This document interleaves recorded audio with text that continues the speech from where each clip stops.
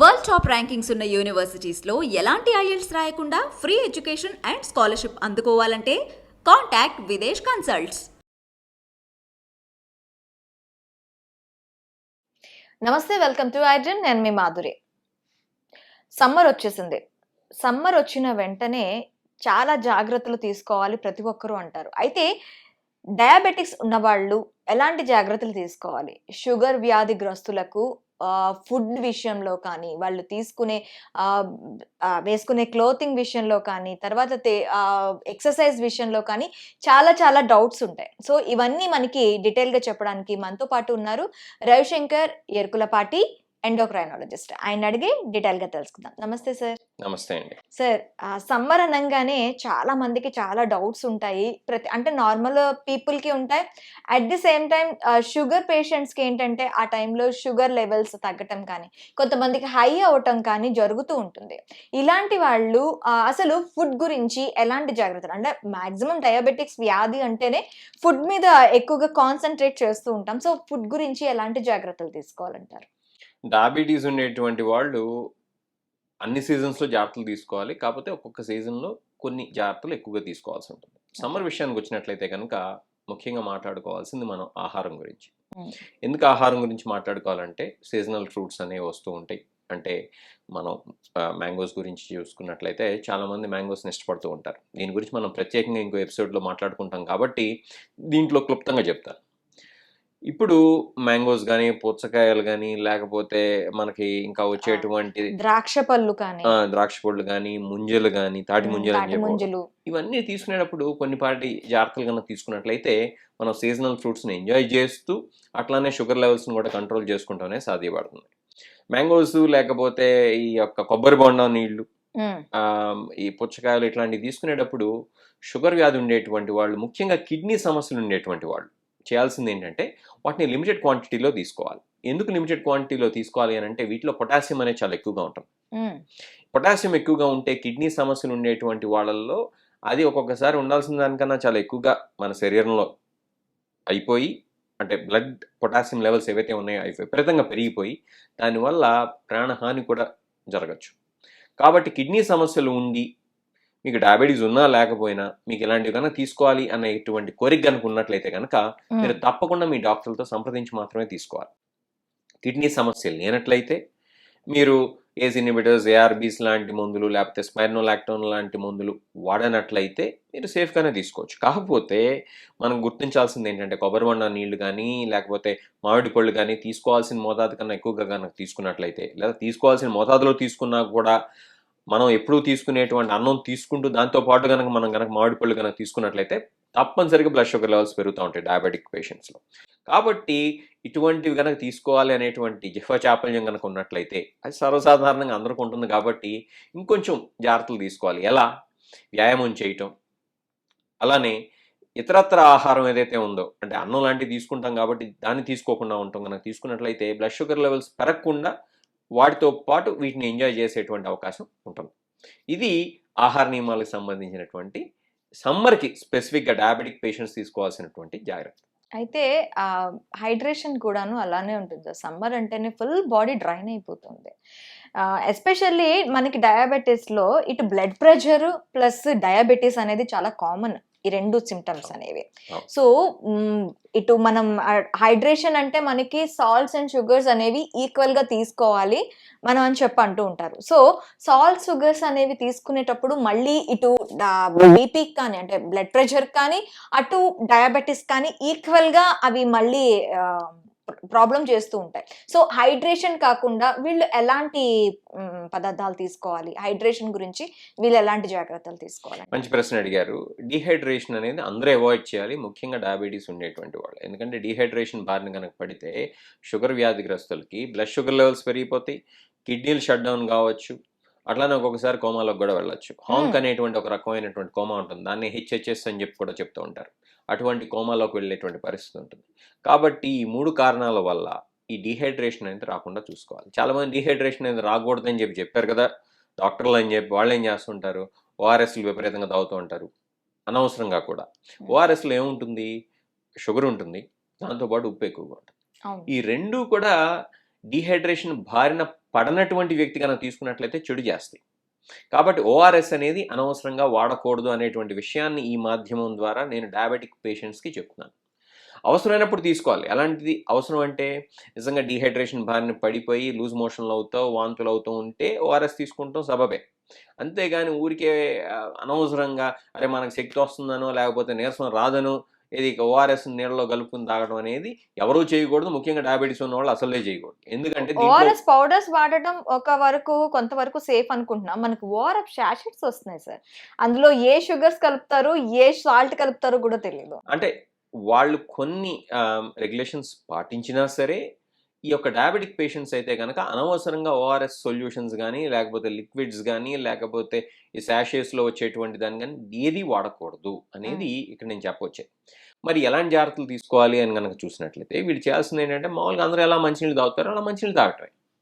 కాకపోతే మన దప్పికను బట్టి తాగాలి. అలానే SGLT2 ఇన్హిబిటర్స్ అనేటువంటి కొన్ని మందులు వాడుతూ ఉంటారు కొంతమంది డయాబెటిక్ పేషెంట్స్. వాళ్ళలో ఏంటంటే మూత్రం ఎక్కువగా వెళ్తూ ఉంటుంది. అలాంటి వాళ్ళు ఇంకొంచెం ఎక్కువగా తీసుకోవాల్సిన అవసరం ఉండొచ్చు. మరి ఎలా మనకు తెలుస్తుంది ఎంత మంచినీళ్ళు తాగాలంటే బాగా టెంపరేచర్ ఎక్కువగా ఉంటే మనకు దప్పిక అవుతుంటే మంచినీళ్ళు తాగటమే. So go by your thirst. మరీ ముసలి వాళ్ళల్లో మరీ చిన్నపిల్లల్లో మాత్రం వాళ్ళు థర్స్ట్ మెకానిజంని పాటించరు కాబట్టి అలాంటి వాళ్ళని ప్రాంప్ట్ చేయాలి. ఇప్పుడు చిన్నపిల్లలు ఆటలో పడి మంచినీళ్ళు తాగడం మానేస్తారు. అలానే వయోవృద్ధులు కూడా కొంతమంది పాపం వాళ్ళ డిమెన్షియా వల్ల లేకపోతే మతిమరుపు వల్ల లేకపోతే ఇంకొక సమస్య వల్ల వాళ్ళు సరిగ్గా మంచినీరు అనేది తీసుకోవాలి అనేటువంటి విషయాన్ని మర్చిపోతారు. అలాంటి వాళ్ళని ప్రాంప్ట్ చేయాలి తప్పితే మిగతా వాళ్ళ దప్పికని బట్టి తాగుతూ ఉంటే సరిపోతుంది. అలానే తాగమన్నా కదా అని చెప్పి IPL మ్యాచ్ పోయి గీరో తాగితే మళ్ళీ దానివల్ల చెడు ఎక్కువ జరుగుతుంది. నేను తాగమంటుంది మంచినీరే, అంతేగాని ఏది పడితే అది తాగమని చెప్పట్లేదు. ఇంకొక ముఖ్యమైనటువంటి విషయం ఏంటంటే శీతల పానీయాలు తాగమన్నారు కదా డాక్టర్ గారు అని చెప్పి చాలామంది సాఫ్ట్ డ్రింక్స్ అంటే ఈ బెవరేజెస్ అన్ని ఆల్కహాల్ కాకుండా నాన్ ఆల్కహాలిక్ బెవరేజెస్ అన్ని ఆ గ్రూప్లోకే వస్తాయి. వాటిని మనం కార్బోనేటెడ్ బెవరేజెస్ అని చెప్పి చెప్తాం, ఫిజీ డ్రింక్స్ అని చెప్పి చెప్తా ఉంటాం. అట్లాంటి వాటి జోలికి వెళ్ళకూడదు. ఎందుకంటే వాటన్నిటిలో కూడా షుగర్ని పెంచేటువంటి గుణంతో పాటు మన శరీరానికి హాని చేసేటువంటి గుణం ఉంటుంది కాబట్టి వాటిని కూడా దూరం పెట్టాలి. మంచినీరుని మించింది ఏదీ లేదు. అది మన ఇంట్లో నుంచి తీసుకెళ్ళినటువంటి మంచినీరు అయితే కనుక మరీ మంచిది. బయట బాటిల్లోనే కొనుక్కోవాలి అనేటువంటి దాన్ని పక్కన పెట్టి మన ఇంటి నుంచి కనుక చల్లటి మంచినీరు కనుక తీసుకెళ్తే దాన్ని మించినటువంటి ఇది రీహైడ్రేటింగ్ సొల్యూషన్ ప్రపంచంలో ఎక్కడ ఉండదు. ఓకే. ఎక్సర్సైజెస్ ఎలా వీళ్ళకి సజెస్ట్ చేస్తారు? ఎలాంటి ఎక్సర్సైజెస్? షుగర్ వ్యాధి ఉండేటువంటి వాళ్ళలో ముఖ్యమైనటువంటి సూత్రాల్లో మేము చెప్పేది ఏంటంటే ఈ ఆహారంతో పాటు వ్యాయామం. వ్యాయామం విషయానికి వచ్చినట్టయితే చాలా మందికి అరే ఈ ఎండాకాలం వచ్చింది మనం బయటికి వెళ్తే కనుక మనకి మంచిగానే చెడు ఎక్కువ జరుగుతుంది, మన డాక్టర్ గారు అందులో నీడపట్టున ఉండమన్నారు కాబట్టి అని చెప్పి ఇంక ఆ పని ఇంట్లో కూర్చుంటారు. ఆ పని చేయకూడదు. ఎందుకంటే మన శరీరానికి వ్యాయామం కనుక లేనట్లయితే కనుక బ్లడ్ షుగర్ లెవెల్స్ విపరీతంగా పెరిగిపోతాయి. దాంతో పాటు వెయిట్ కూడా పెరుగుతూ ఉంటుంది. వెయిట్ పెరుగుతూ మామిడికాయలు తింటూ టీవీలు చూస్తూ IPL మ్యాచ్లు చూస్తా కనుక మనం కనుక ఇంట్లోనే కనుక కూర్చున్నట్లయితే కనుక టీవీల్లో చూస్తూ మన బరువు పెరుగుతుంది, షుగర్ పెరిగిపోతుంది, దాంతోపాటు బ్లడ్ ప్రెషర్ పెరుగుతుంది, ముందు హార్ట్ అటాక్ రిస్క్ పెరుగుతుంది, కొలెస్ట్రాల్ పెరుగుతుంది. ఇవన్నీ పెరగకూడదంటే ఏం చేయాలి? మనం రెగ్యులర్గా వ్యాయామం ఏదైతే చేయాలో అది మాత్రం చేస్తూ ఉండాలి. ఎలాంటి వ్యాయామం చేయాలి? బయట ఎండగా ఉంది కదా అని చెప్పి నిజంగా బయటికి వెళ్ళలేనిటువంటి పరిస్థితి కనుక ఉన్నట్లయితే కనుక ఎర్లీ మార్నింగ్ టైమ్స్ మనకి 5-7 మధ్య ఎండ అయితే ఉండదు. పొద్దున 5 to 7 మధ్య కాస్త ఎర్లీగా లెగిసి మనం కనుక బయటగా వ్యాయామం చేయడానికి అంటే అది జాగింగ్ కావచ్చు, బ్రిస్క్ వాకింగ్ కావచ్చు, లేకపోతే స్విమ్మింగ్ కావచ్చు, షటిల్ ఆడటం కావచ్చు, మీకు ఏది ఇష్టమైతే అది చేయొచ్చు. లేదా జిమ్కి వెళ్ళొచ్చు. ఎర్లీ మార్నింగ్ టైమ్స్లో AC వేసుకుని జిమ్లో చక్కగా మనం వ్యాయామం చేయొచ్చు. కాబట్టి ఇట్లాంటి చిన్నపాటి జాగ్రత్తలు కనుక తీసుకున్నట్లయితే తప్పకుండా మన శరీరానికి ఎటువంటి వ్యాయామం అవసరం అటువంటి వ్యాయామాన్ని మనం చేయొచ్చు. ఇవన్నీ కుదరకపోతే ఇంట్లోనే మన వరండాలోనో లేకపోతే మన హాల్లోనో వాకింగ్ చేస్తున్నట్లయితే కూడా కొంత వ్యాయామం వస్తుంది. అట్లానే యాబ్స్ చేయొచ్చు, యోగా చేయొచ్చు, సూర్య నమస్కారాలు చేయొచ్చు. మనం చేయాలన్న మనకి ఆ తపన ఉండాలే కానీ మనం 1,00,000 రకాలుగా మనం వ్యాయామం చేసుకోవచ్చు. అంతేగాని బయట ఎండగా ఉంది అని చెప్పి వ్యాయామం చేయకపోవడం అయితే మంచి పద్ధతి కాదు. ఓకే. అయితే సమ్మర్ అనంగానే వెకేషన్స్ కూడాను అంతే ఈజీగా వెళ్ళిపోతూ ఉంటారు సార్. వెకేషన్స్‌కి వెళ్ళేటప్పుడు కూడాను వాళ్ళు వేసుకునే ఫుట్‌వేర్‌లో విషయంలో కూడా కొన్ని జాగ్రత్తలు పాటించాల్సి ఉంటుంది. ఈ వెకేషన్స్‌కి వెళ్ళేటప్పుడు వీళ్ళు ఎలాంటి జాగ్రత్తలు తీసుకోవాలంటారు ముఖ్యంగా? మనం ఎక్సర్సైజ్ గురించి వెకేషన్స్ గురించి సెపరేట్ ఎపిసోడ్స్ చేస్తున్నాం కాబట్టి క్లుప్తంగా చెప్తాను ఇందులో. వెకేషన్స్ విషయానికి వచ్చినట్లయితే సమ్మర్‌లో చాలామంది హాలిడేస్ అని, ట్రిప్స్ అని, ఈ మధ్య అయితే ఫారెన్ ట్రిప్స్ అని, లేకపోతే లాంగ్ డ్రైవ్ ట్రిప్స్ అని చెప్పి వెళ్తూ ఉంటారు. వీటన్నిటికీ రెండు ప్రాథమికమైనటువంటి సూత్రాలు. ఒకటి ప్లానింగ్, 2 ప్యాకింగ్. సరిగ్గా ప్లాన్ చేసుకుంటాం. అది మనకి అవసరమైనటువంటి హెల్త్ ఇన్సూరెన్స్ తీసుకుంటాం కావచ్చు, అబ్రాడ్ ట్రిప్స్ అయితే.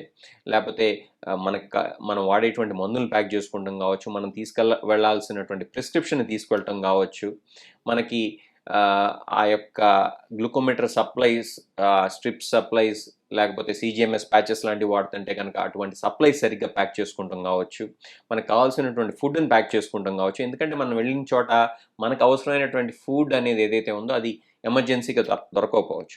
ఇట్లాంటి చిన్నపాటి జాగ్రత్తలు కనుక తీసుకున్నట్లయితే ఈ ప్యాకింగ్, ప్లానింగ్ అనేటువంటి విషయాల్లో మన యొక్క ట్రిప్ అనేది ప్రశాంతంగా జరుగుతుంది. ఇంకొక ముఖ్యమైనటువంటి విషయం ఏంటంటే అది ఎక్సర్సైజ్ కావచ్చు, లేకపోతే ఈ ట్రావెల్ కావచ్చు, మనకి సరిపోయినటువంటి పాదరక్షలు, అవి ఫుట్వేర్ అని చెప్తుంటాం మనం. అవి షూస్ కావచ్చు, జాగింగ్ షూస్ కావచ్చు, లేకపోతే ఎక్సర్సైజ్ షూస్ కావచ్చు, లేకపోతే మామూలు రెగ్యులర్గా వేసుకునేటువంటి చెప్పులు కావచ్చు.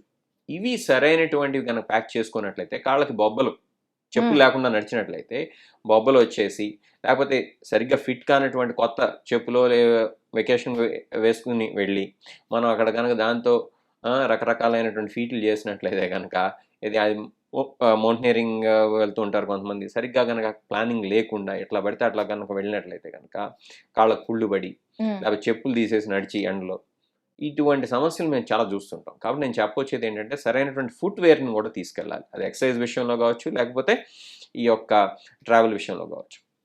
ఇంకోటి ఏంటంటే మనం వెళ్ళేటువంటి ప్రదేశంలో ఉండేటువంటి వేడిని బట్టి మనం అడ్జస్ట్ కావడం అనేది నేర్చుకోవాలి. అది ఎలా, మనం వేసుకునేటువంటి బట్టల దగ్గర నుంచి మనం తీసుకోవాల్సినటువంటి శీతల పానీయాలు అని చెప్పి ఏదైతే చెప్తా ఉంటాం, డీహైడ్రేషన్ ప్రివెంట్ చేసుకునేటువంటి పరిస్థితులు బట్టి ఇవన్నీ మనం జాగ్రత్తలు కనుక తీసుకున్నట్లయితే మన ట్రిప్ అనేది ప్రశాంతంగా అవుతుంది. అట్లానే హైపోగ్లైసీమియా అంటే లో షుగర్ కనుక అయినట్లయితే ఎటువంటి జాగ్రత్తలు తీసుకోవాలి?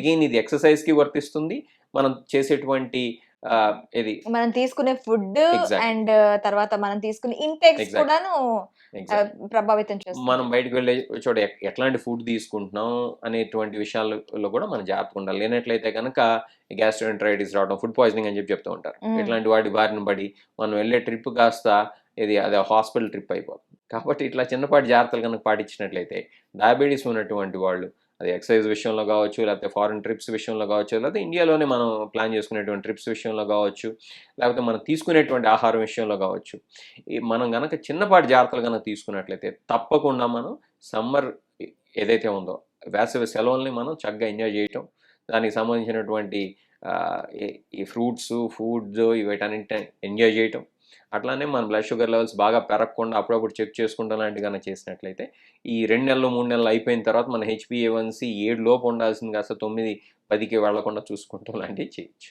అయితే క్లోతింగ్ విషయంలో కూడా ఇప్పుడు అన్నారు మంచి క్లోతింగ్ కూడా సెలెక్ట్ చేసుకోవాలని. క్లోత్స్ ఎలాంటివి చేసుకోవాలి? మనందరికీ తెలిసినటువంటి విషయమే, కాకపోతే మరొక్కసారి చెప్తాను.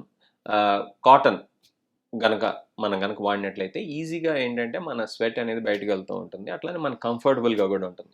అట్లానే తెల్లటి వస్త్రాలు కనుక వేసుకున్నట్లయితే, లైట్ కలర్స్ వేసుకున్నట్లయితే కనుక సన్ స్ట్రోక్ తగిలేటువంటి ఛాన్స్ తగ్గుతుంది. హీట్ ఎగ్జాస్షన్ వల్ల మనం దెబ్బతినేటువంటి ఛాన్స్ కూడా తగ్గుతుంది. ఎందుకంటే సన్ మన మీద పడినప్పుడు వైట్ డ్రెస్ వేస్తే రిఫ్లెక్ట్ అవుతుంది. అలా కాకుండా మంచి నల్లటి నిగనిగలాడే డ్రెస్ వేసుకున్నాం అనుకోండి, అది హీట్ని అబ్జార్బ్ చేస్తుంది, దానివల్ల మనకి ఇంకొంచెం అన్కంఫర్టబుల్. అట్లానే బాగా టైట్ డ్రెస్ కనుక వేసుకున్నాం అనుకోండి, స్వెట్ అనేది పోదు, మనకి అన్కంఫర్టబుల్గా ఉంటుంది, చిరాకు ఉంటుంది. కాబట్టి కొంచెం లూజ్గా ఉండేటువంటి, కంఫర్టబుల్గా ఉండేటువంటి డ్రెస్సెస్ వేసుకున్నట్లయితే సరిపోతుంది. అట్లానే క్యాప్ లాంటివి పెట్టుకుంటాం. డైరెక్ట్గా సన్ ఏదైతే మన మీద పడుతుందో అది పడకుండా కనుక చూసుకున్నట్లయితే కనుక మనకి డైరెక్ట్గా సన్ నుంచి మనం ప్రొటెక్ట్ చేసుకునేటువంటి అవకాశం ఉంటుంది. Okay doctor, thank you very much. Pleasure.